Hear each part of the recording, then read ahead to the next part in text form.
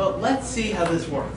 Okay? One of the nice things that I discovered is that even if you don't have a smart classroom, right, with a smart board, and you write straight on it with one of those markers specially made, not the wrong ones because then you're using the smart board, there are actually virtual digital whiteboards online. And so I found one, and here it is. And so there are some things that I want to write on the board and I'll type, so they'll actually be legible, which you might not have been if I used some other sort of board. And there's some things that I'm expecting I'll want to diagram, and so we'll talk about that as well. So today I want us to focus on the passages in the Bible that relate to resurrection, belief in the resurrection, belief that Jesus has been raised from the dead, and talk about the resurrection in general and the relevant passages. And then next time we're actually going to have a second class period dedicated to this topic, and so we can talk more, we can have open questions and make it more discussion oriented. So this time I'm going to try and cover some of the major topics. And one of the first things that has to be said is about resurrection in general.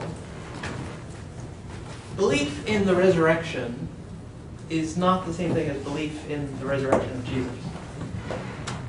And that's an important point in terms of background to what Christians believed about Jesus and what they came to believe about Jesus.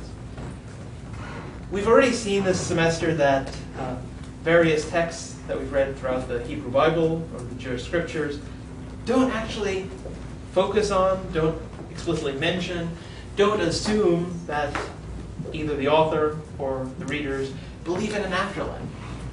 And so if we ask the question, when does belief in an afterlife first appear, or when does it take root in Judaism?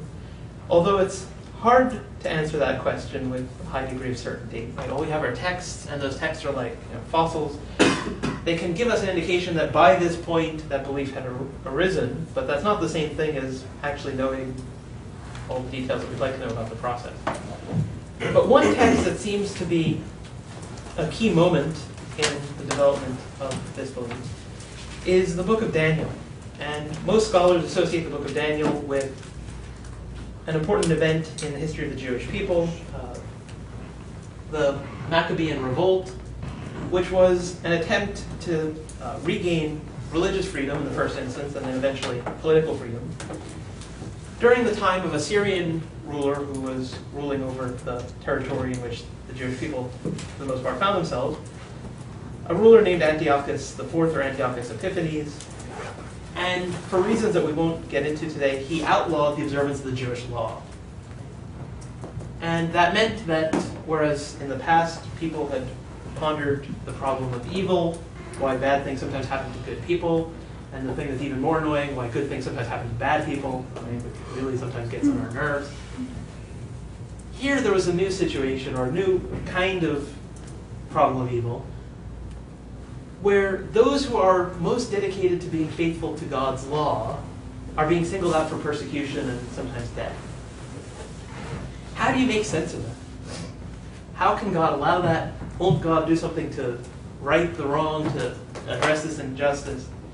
And it seems to be against that background that some Jewish thinkers took the step of affirming that even death won't stop God from vindicating the righteous and punishing the wicked. And so it's in this period that we see belief in an afterlife coming to the fore, being more asserted. And towards the end of the book of Daniel, right, we get for the first time reference to resurrection as an expectation regarding the afterlife. It says, Daniel 12, verse 2, "Many of those who sleep in the dusty earth shall awake, some to everlasting life, some to shame and everlasting contempt." And so in Judaism, right, human beings are viewed as having been created as what we might call in technical terms as psychosomatic unity. In other words, body, soul, all that stuff. Not thought of as separate components and one separate from the other, but as a unity. Right? The account in Genesis said that God breathed into Adam's nostrils the breath of life, and he became a living soul or a living being. Not that he was endowed with a soul or something like that.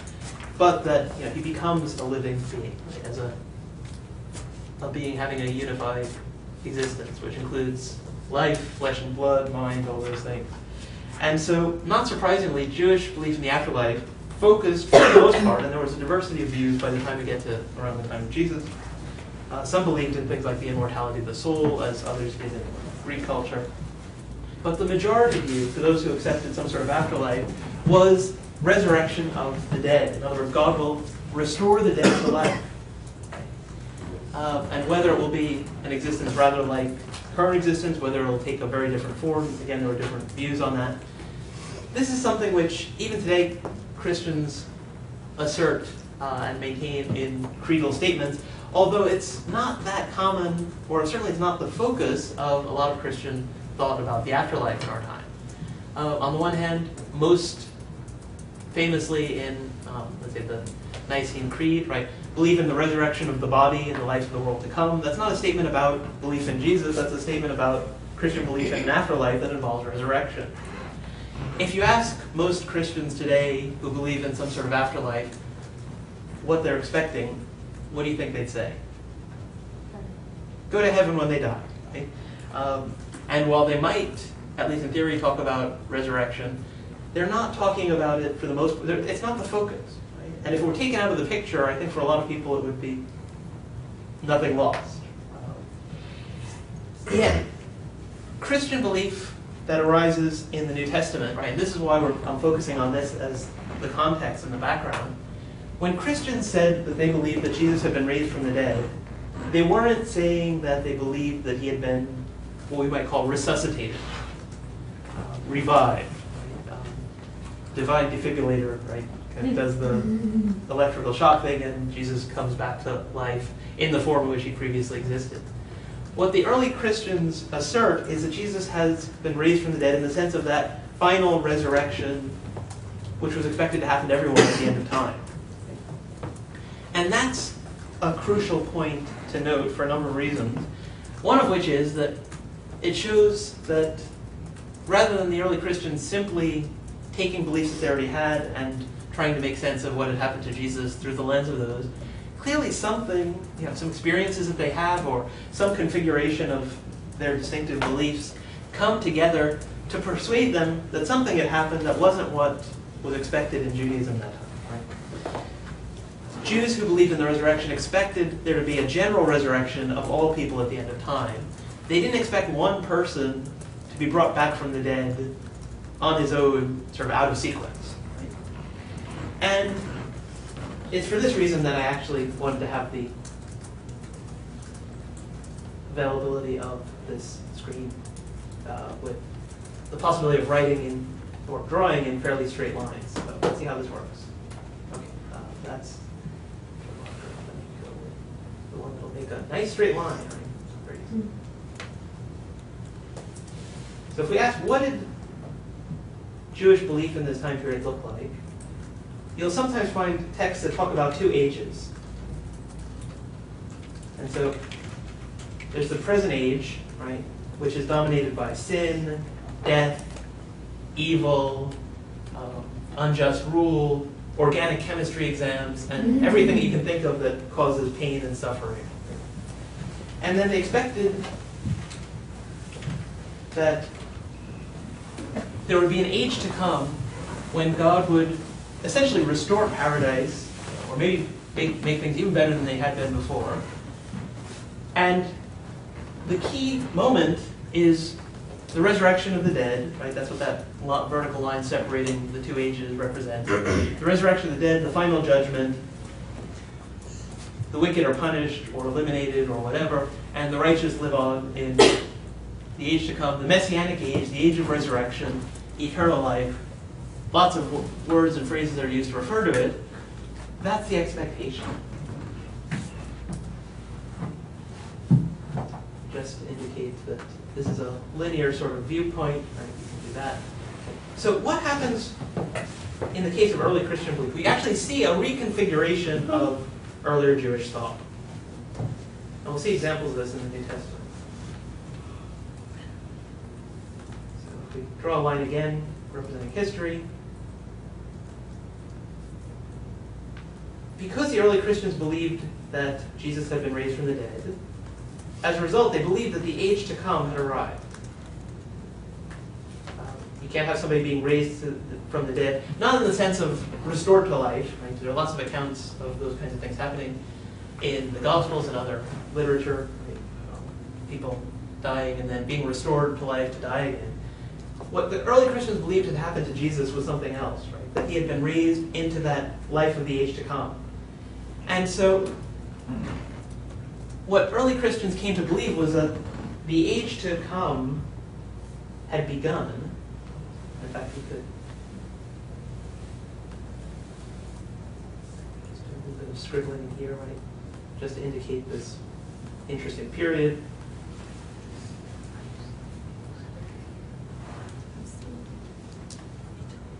So on the one hand, the age to come, they believed, had dawned.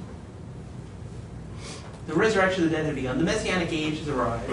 The fulfillment of the expectations and the promises has begun to come about. But has evil been eliminated at this point? And they didn't need modern organic chemistry exams in order to figure that out, right? The Romans are still ruling. Not everybody's happy. Not everybody's got enough to eat. Not all instances of unjust suffering have been eliminated.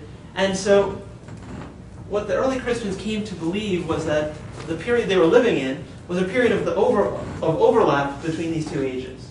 So the present age continues, but the age to come has dawned. And they believed that they were, in fact, living in a situation of tension, right, between the two ages. And one of the things we see time and time again in Paul's letters, and we encountered it earlier this semester looking at some of the problems he was dealing with in the church in Corinth, for instance, was the issue of how the relationship is to be balanced between those sets of beliefs, between those two ages that are part of Christian belief. Okay? So if the age to come has dawned, some Corinthians ask, does that mean since in the future age there'll be no marriage and no sex and no other thing, that we stop doing those things now? Right? Paul's answer was no, not necessarily. Right? So we see how a lot of early Christian beliefs and some of the differences between different Christian texts we get in the New Testament relate to the tension that they believe exists between these two ages. So just for the sake of clarity, let me add in a couple of labels.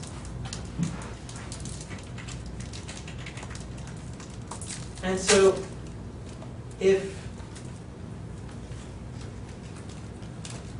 the moment here, right, that marks the start of the age to come is the resurrection of Jesus, the start of the resurrection age, what do you think this moment was for the early Christians in their worldview, when the age to come would be, or the age to come would continue to exist and would arrive in all its fullness, and the present age, dominated by evil and sin and so on, would be brought to an end?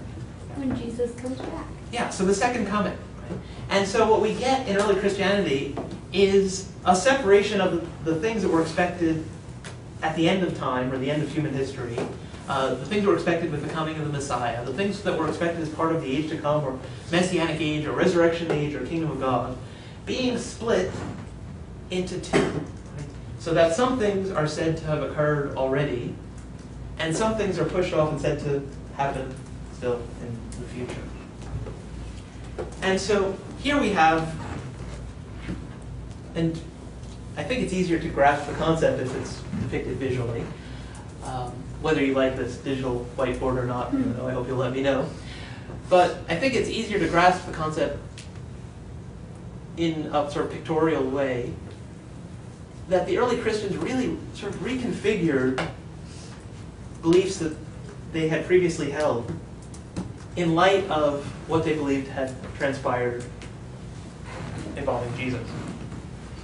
And so this is all sort of by way of background to us talking about the key texts in the New Testament where we find reference to either the experiences that gave rise to Christian belief that Jesus had been raised from the dead and that the age to come had dawned, and key moments in the development of Christian thought about this topic. Any questions so far?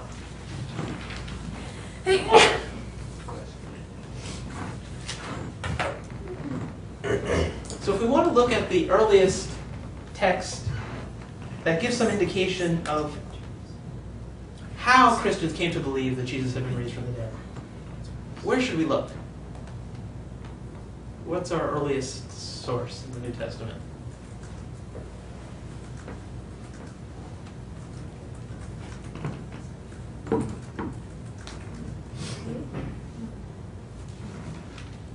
The first written. Yeah, earliest written sources. Mark was the first of the Gospels, but I don't know if any of the letters were before Mark. Right, and that's as I think we covered previously. Right? Paul's letters are usually dated before any of the written Gospels, although there's some debate and disagreement. So there's some overlap between the time period when Paul's letters were written and the earliest dates that anyone's argued for the earliest of the Gospels. But most view the letters as earlier. Right?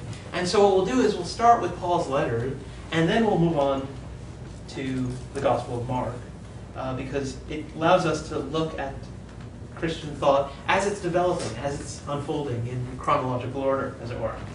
And so the first of the texts that we want to look at in order to look at the chronology of early Christian belief is 1 Corinthians 15. In the Gospels, we're going to encounter stories about Easter. We're going to encounter stories about the Sunday after the crucifixion and things that transpire then. And we're going to find that there are some significant puzzles in relating the different accounts to one another. It may actually be helpful in solving some of the puzzles that arise in relation to those texts to go back and look at what Paul says. And in 1 Corinthians 15, Paul says he's reminding the Corinthians of the good news that he proclaimed to them. And he says in verse 3, I handed on to you as of first importance what I in turn had received, that Christ died for our sins in accordance with the Scriptures, and he was buried, and that he was raised on the third day in accordance with the Scriptures, and then he appeared to Cephas, and then to the 12, and then he appeared to more than 500 brothers and sisters at one time, most of whom are still alive, although some have died. Then he appeared to James, then to all the apostles. Last of all, as to one untimely born, he appeared also to me. And so here we have the earliest tradition we have of the kinds of experiences that the Gospels also seek to depict in narrative. Okay? People believed that they had seen Jesus after the crucifixion. If we look at just this text, our early source, what could we deduce? It's very hard, if you're familiar with the Gospel, to put them out of your mind, right? And not read things from there into here. And we shouldn't try to force a wedge between what Paul wrote and what the later Gospels say, as though they're not part of the same tradition and likely to agree on certain key points. Right? But we do want to notice what's different, right? So that we at least reflect on what the significance of those differences are. So what is and is not said here that you might have expected if you were familiar with the Gospel? You don't think that way.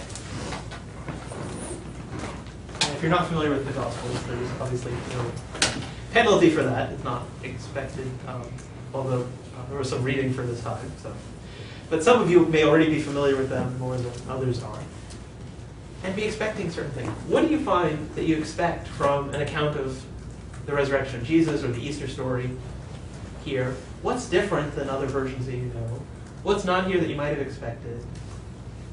Yeah, Rebecca. Does it mention, like, the women that found him to begin with? Because you always remember, like, the women found the cave first.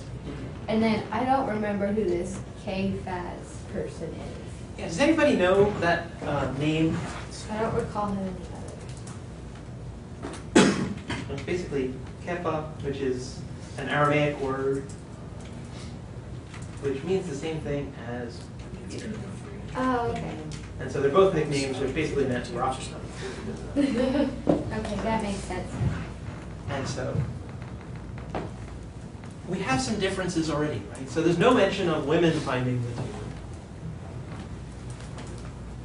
Is there any mention of anyone finding the tomb empty? No. Here? No. Whether or not that's significant is important to ask. On the one hand, Paul does mention Jesus having been buried. And so the possibility that he's thinking in terms of Jesus being physically placed in a tomb and then in some sort of physical way brought forth from the tomb, alive again, is certainly a possibility, given that he mentions the burial. On the other hand, if we were to read on in this chapter, we find that Paul says emphatically that the resurrection body is different in kind and of a different nature from the physical bodies that people currently have. And so his belief is that there's some kind of transformation. And he makes a comparison to a seed that's planted in the ground and then what sprouts forth from it. Right? And so if all we had was this text, we might wonder, is this a bodily resurrection? Bodily in what sense? Does it involve the body that Jesus previously had? Is that necessarily part of it? Right? And that's relevant for people who are thinking about this, because one of the things that you will not find at all surprising if you've given thought to what historians can and cannot talk about. While the crucifixion of Jesus, for reasons that we talked about last time, is a fairly secure piece of historical data, possibly the most secure piece of historical data we have about Jesus, when it comes to claims that Jesus was raised from the dead, not just that he was seen after having been crucified, but that he had entered the life of the age to come, right, which is what the Christians believe. What do you think a historian's going to be able to say about that? They're basically going to set it aside. They might, as we're doing today, look at the question of how did early Christian belief about this develop, right? That can be a historical question. But if the aim is to prove the resurrection using historical tools, then not surprisingly, history is going to face problems. We'll talk more about that next time. That's part of our sort of open conversation. Does the resurrection involve a tangible experience on the part of those who have these experiences of seeing Jesus? Later Gospels, the latest of our Gospels in the New Testament, will include a tangible element. We'll have Jesus eating or offering to be touched by doubting disciples and stories that you're probably familiar with. Here, though, all we have is that he was seen by these various people. And Paul includes himself on the list, doesn't give any indication that the kind of seeing that he experienced is different from that of other Christians, right? And so, from this source alone, we can't say that we know the answer to those questions. Could it be visions? Could it be spotting someone in a crowd? Could it be having someone walk up to them and say, "Hi, it's me, I'm Jesus"? Could it be any or all of the above? Possibly. From this, our earliest source, we don't know. What else is different from later Gospels? Anything? 500 brothers and sisters at one time. Yeah, Do you think they document something of that magnitude? Yeah, it sounds pretty impressive. And of course, this is something that those not interested in historical study per se, but interested in apologetics, trying to argue the case for the resurrection, will say, "See, there were 500 witnesses." Yeah, I was going to say, he emphasized that he saw the apostles last, and earlier Gospels will make it sound that Jesus saw them first, but he said he talked to these 500 people first, and then he talked to the apostles, or saw the apostles. Yeah, well, we've got, he appeared to Kepha, or Peter, then to the 12, and then to 500, and then to James, and that, of course, is not mentioned in the canonical Gospels. Right? It is mentioned in extra-canonical Gospels, so there's some interesting intersection or overlap between our earliest source and some later sources. Whether those later sources have independent tradition or are inspired by Paul's letter. It's hard to say, and not something that we need to get distracted with. And then we have an account which, of course, doesn't happen in the Gospels, but in Acts, right? Luke's second volume talks about Paul seeing Jesus, the famous story of the Damascus Road, like the light and everything that's involved there. So the order of the appearances doesn't match up with the other Gospels. That reference to 500 seeing Jesus at one time, on the one hand, it might sound like, well, there we go, it's pretty good proof, right, 500. On the other hand, we don't know, did Paul know somebody who claimed to be one of those 500? Had he heard from somebody who heard from somebody who heard from somebody that there had been 500? We don't know. And so, in a court of law, that's the sort of thing that would be dismissed as hearsay. And so it doesn't help as much. But certainly one can look at the evidence that we have for the early Christians, their behavior. Somebody like Paul, who describes himself as a persecutor of the church, right, in one of his letters, and yet comes to be a proclaimer of the Christian message. Right? You'll sometimes hear people claiming that the change of life in these individuals proves that Jesus was raised bodily from the dead. But of course, people have life-changing experiences today and come to believe this. And it doesn't necessarily prove anything about a body 2,000 years ago. What it probably should be taken as indicating, though, and indicating strongly, is that there are people involved in this movement who aren't simply just making these things up.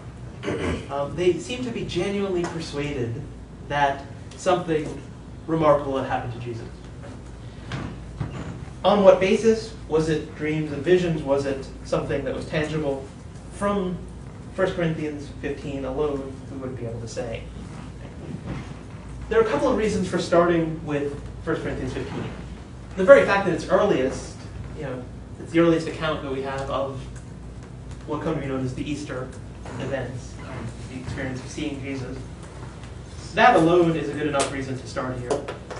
But in addition to the chronology, right, one other thing that's interesting to think about is that what Paul's giving here, he says this is the tradition he passed on to the Christians in Corinth. And it doesn't take the form, at least as he gives it here, he might be summarizing, but it doesn't take the form of a fully spelled out story. And if we think about traditions and how they circulated, how they would have been passed on by early Christians, it may well be that very often those traditions were passed on in the form of something that was more like a list than a story. Right? These are the key details. It may be that those lists or those traditions in their core essence were then told in the form of stories. One thing that's not mentioned here, but is mentioned in all the Gospels, because it has to be mentioned in order for this to become a story, are things like the geographical setting. If we ask, okay, Jesus is said to have been seen by Cephas and then the 12, where? It doesn't say. Right? Could be in Jerusalem, could be in Galilee, could be somewhere else. When we get to later Gospels, we're going to find Matthew's Gospel including a command that the disciples should go to Galilee and they'll see Jesus there. And we're going to see Luke's Gospel having the disciples commanded to remain in Jerusalem and appearances of Jesus there. It may be that while those kinds of discrepancies trouble historians and trouble careful readers of the Gospels for a number of reasons, it may be that they're not as troubling from a historical perspective as they might be for those who are trying to argue something like, let's say, biblical inerrancy. While it's hard to, if not impossible to, try and get those things to match up, right? You have to have people rushing to Galilee, back to Jerusalem, and it seems to end up that you're telling a story that's not what any of these Gospels gives you the impression happened. But if we think about what these Gospel authors were building on and what they were drawing on, it may well be that they were drawing on a core tradition like what we find embedded in Paul's letter here. And in turning it into a story, they made assumptions about where certain events should be set, and we end up with contradiction. That doesn't mean that there wasn't a core tradition that lay behind this. Any thoughts, comments, or questions at this stage? Well, let's move on to Mark and the end of Mark 16. And we'll make up for all the discussion that we could be having but are not having today next time, right? So I'm going to come in and basically say, let's talk. What do you want to talk about from last time, and what do you want to talk about now in relation to Easter and Christian belief in the resurrection and things like that? Our earliest manuscripts of Mark's Gospel end in the following way, and I'll just read it so that you get the effect of it. But feel free to read along with me if you're inclined. Mark 16, starting with the first verse. When the Sabbath was over, Mary Magdalene and Mary the mother of James and Salome brought spices so that they might go and anoint him. And very early on the first day of the week, that's Sunday, when the sun had risen, they went to the tomb. They had been saying to one another, "Who will roll away the stone for us from the entrance to the tomb?" When they looked up, they saw that the stone, which was very large, had already been rolled back. As they entered the tomb, they saw a young man dressed in a white robe, sitting on the side, and they were alarmed. But he said to them, "Do not be alarmed. You're looking for Jesus of Nazareth, who was crucified. He has been raised. He's not here. Look, there is the place they laid him. But go tell his disciples and Peter that he's going ahead of you to Galilee. There you will see him just as he told you." So they went out and fled from the tomb, from terror and amazement had seized them, and they said nothing to anyone, for they were afraid.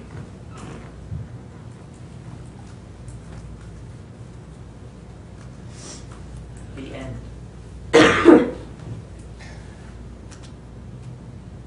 Is this a satisfying ending to this gospel? What kinds of things are you hoping for as a reader of this gospel, but not getting if we end there? Do they really see Jesus? Okay, do they really see Jesus? Yeah. A heartwarming reunion scene or something? Pardon? Well, Say that louder. I said a heartwarming reunion scene or something. A heartwarming reunion scene or something. Yeah, sure. Right. Actual stories about people seeing Jesus. In fact, if you knew the tradition in 1 Corinthians 15, you'd be expecting that. And if you've been reading the Gospel of Mark, you're expecting that. Right? Because here it says they're to go to Galilee and they'll see Jesus there. And while there's some disagreement in manuscripts, we have an indication that there is an earlier prediction, right? And Mark 16 refers to it, where Jesus tells Peter that after he's died, he'll be seen by them again.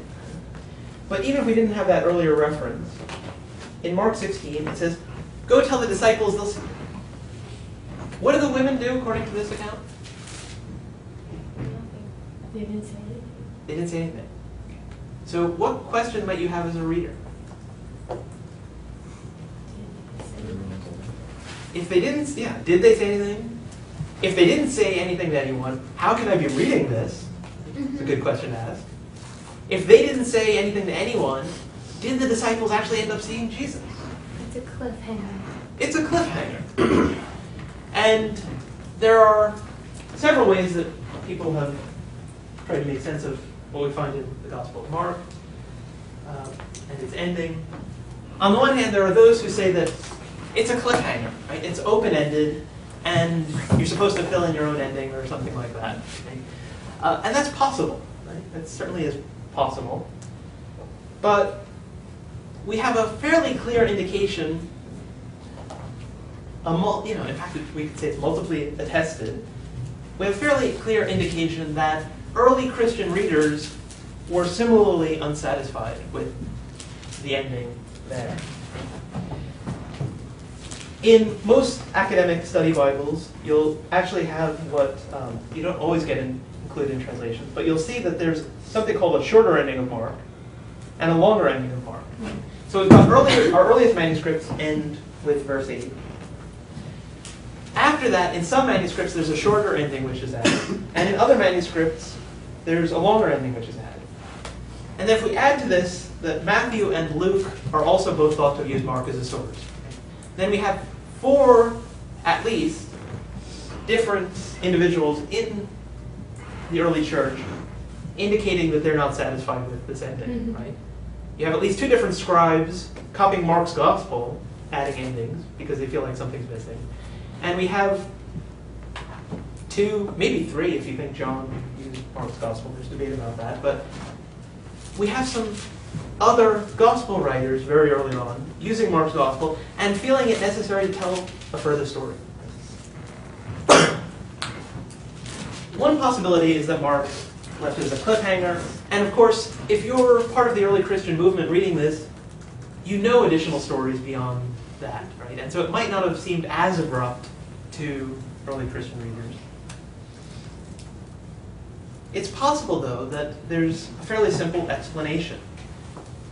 And it may be that the original ending to Mark's gospel became lost. And it's a great point at which to posit a conspiracy theory, right? There was something in that ending that somebody didn't want people to know. If you like conspiracy theories, there's a great opportunity to, you could write the next Da Vinci Code bestseller or something like that. We have no reason to think there was a conspiracy.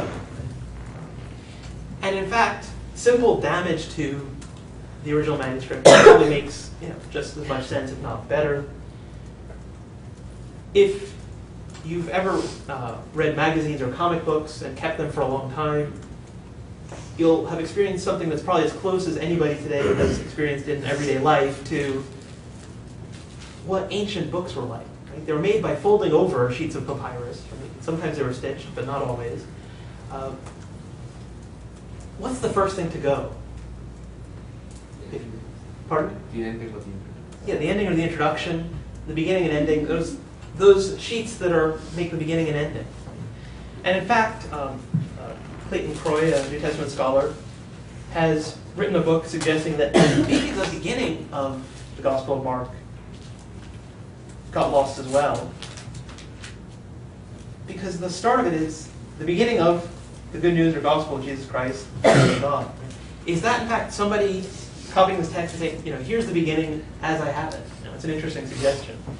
But we have a lot of texts from the ancient world where the beginning or the ending or both have been damaged or gone missing. And so it's not impossible, and it doesn't require a conspiracy, although if you want a best-selling novel, you might need to explore that further. If the women don't say anything to anyone because they're afraid, what happens next?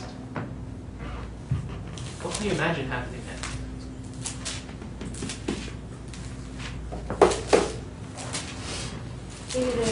Either someone else visits the cave, or they get confronted with the same issue again, that they have to say something, and they keep getting appearances by angels or Jesus until they actually do say something.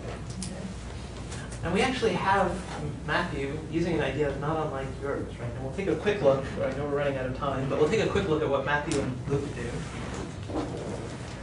If you're the disciples and you don't get this reminder, where are the disciples from? At least most of them. Anybody know? From Galilee. And the person you've been following has been arrested and executed. Whether you've hung around this long or not, what do? Run. Go back home. And so one possible continuation of the story is that the disciples go to Galilee because it's going to go there anyway. And so whether or not they get the reminder, they have these experiences. And what's interesting is that we have an account which is found in the New Testament, but it's often struck readers as more like a first encounter, or an account of a first encounter with Jesus, than one that has happened after a previous one. And we find this in what seems like an appendix to the Gospel of John. John chapter 20 has at the end of an account of Jesus appearing to the disciples, and this is the version that has, appears to all of them but Thomas, and then appears to Thomas, who had previously been doubting. And it ends with, "Now Jesus did many other signs in the presence of his disciples, which are not written in this book, but these are written so that you may come to believe that Jesus is the Messiah, the Son of God, and that through believing you may have life in his name." And it seems like a perfectly good ending, but then we have more. Right? And so it's been suggested that John 21 might have been part of a second edition, or may have been a later edition. And the story that's told here has the disciples, or a subset of the disciples, going fishing, which doesn't make as much sense after they've been commissioned and sent out. Right? So it may be that this story is not in logical, chronological order here. And somebody appears on the shore. Right? It says Jesus stood on the beach, but the disciples did not know that it was Jesus. And even when they see him up close, apparently it seems like they're still not identifying him through sight. But they become persuaded that it's him. There's an account of an encounter along the Sea of Galilee when they're fishing.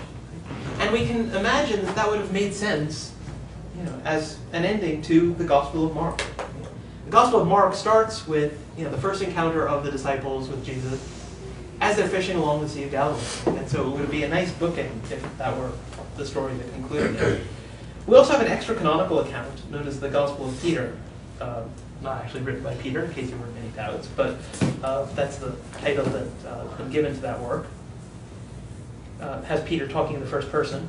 But it tells the story of, much as it's found in Mark's Gospel, of the disciples fleeing.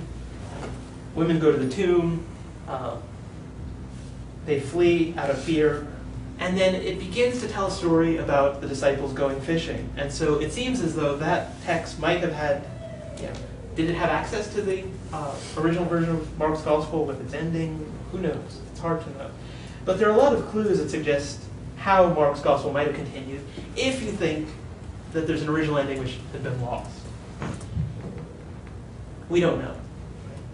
But speculation can be fun sometimes. As somebody who's interested in the historical figure of Jesus, and has actually written some things on the burial of Jesus, because it's one of those moments that gets neglected in accounts of the crucifixion and Easter. I've had some interest in this, and so I've done some writing on this topic. And we'll gladly tell you more about it on some other occasion if you're interested. Let's take a quick look at what Matthew and Luke do.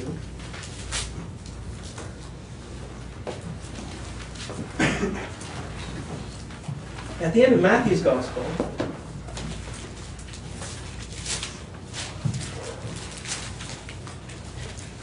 we have more or less the same thing where the women go to the tomb. An angel says, go tell the disciples. He's going ahead of them to Galilee. They'll see him there. In verse 8 it says, so they left the tomb quickly with fear and great joy and ran to tell his disciples. Suddenly Jesus met them and said, greetings. And they came to him, took hold of his feet and worshipped him. And Jesus said to them, do not be afraid. Go and tell my brothers to go to Galilee. There they will see him. And so we then, at the very end, have the account of the 11 disciples, lacking Judas, going to Galilee.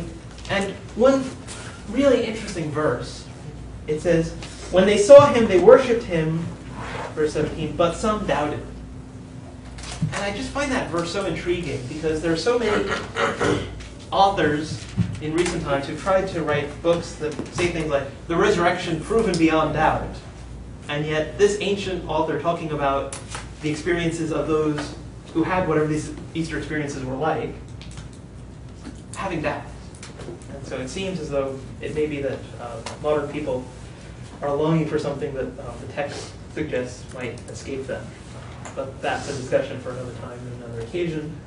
But it depicts them being commissioned and sent out, right? And you have this famous passage, often referred to as the Great Commission. In the Gospel of Luke,